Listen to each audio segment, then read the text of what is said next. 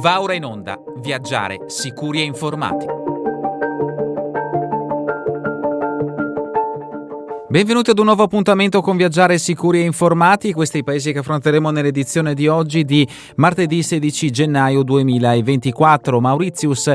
In questo periodo dell'anno sono frequenti cicloni e piogge torrenziali che potrebbero colpire Mauritius. Si raccomanda di prestare la massima attenzione e cautela negli spostamenti, mantenendosi sempre informati sulle indicazioni fornite dalle autorità locali. In Slovenia sono stati prorogati fino al 21 gennaio 2024 i controlli alla frontiera italo-slovena reintrodotti dal governo italiano in via temporanea lo scorso 21 ottobre 2023. Analogamente il governo sloveno ha deciso di estendere i controlli di polizia al confine con Croazia e Ungheria fino al 22 giugno 2024. Per fare ingresso o per transitare in Slovenia, i viaggiatori, compreso i minori, dovranno essere muniti di un documento di identità valido per l'espatrio o passaporto o carta d'identità. Le patenti di guida o i certificati di nascita per i bambini non sono sufficienti. Si segnala altresì la possibilità di attese anche prolungate alla frontiera a causa dell'intenso traffico. A Haiti sono assolutamente sconsigliati i viaggi ad Haiti per qualsiasi ragione. Si raccomanda l'attenta lettura della sezione sicurezza che trovate nel sito viaggiaresicuri.it. Ormai da mesi si registrano quotidianamente scontri e disordini nelle strade, particolarmente violenti a Pape e Le Cayes, Dipartimento Sud. La maggior parte delle strade nazionali sono interrotte da barricate dei manifestanti o delle cosiddette bande irregolari. Le pompe di benzina risultano impraticabili o chiuse. Si registrano anche difficoltà nel ritirare denaro contante, nelle telecomunicazioni, reti cellulari e di internet, oltre che difficoltà di apertura e servizio al pubblico di uffici ed ospedali pubblici. Sono inoltre segnalati problemi di approvvigionamento di acqua e casi di colera. Islanda, nella penisola di Reykjanes, il 14 dicembre ha ripreso ad eruttare il vulcano di Grindavik in prossimità dell'impianto geotermico di Svartsengi, non lontano dall'area della capitale Reykjavik e dell'aeroporto internazionale di Reykjavik. Nella zona dell'eruzione, che è stata chiusa, le escursioni sono vietate, anche il vicino Blue Lagoon Hotel è stato chiuso.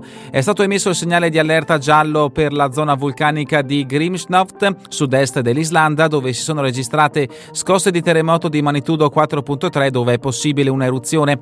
Inoltre si sono formati dei crepacci ad est di Grímsfjall nella zona del Vatnajökull. Le autorità locali sconsigliano pertanto le escursioni in quest'area del ghiacciaio. Nel resto del paese l'allerta gialla è stata anche emessa per le tempeste di neve e i forti venti per le regioni nord-orientali, le aree costiere dell'est e quelle del sud-est. Segnale di allerta 3 emesso anche per il rischio di valanghe nella zona dei fiordi dell'est, East Fjords. Si raccomanda di evitare le zone interdette e di effettuare un costante monitoraggio delle informazioni disponibili ai viaggiatori e residenti fornite dalle autorità locali sul sito www.safetravel.is, sul sito della Protezione Civile islandese www.almanavarnir.is e sul sito dedicato al monitoraggio dei vulcani www.icelandikvolcanos.is.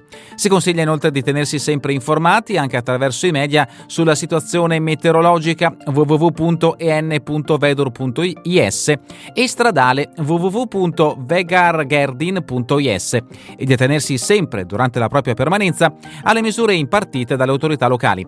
Si raccomanda a tutti i connazionali di segnalare il proprio viaggio in Norvegia registrandosi sul sito Dove siamo nel mondo www.dovesiamonelmondo.it.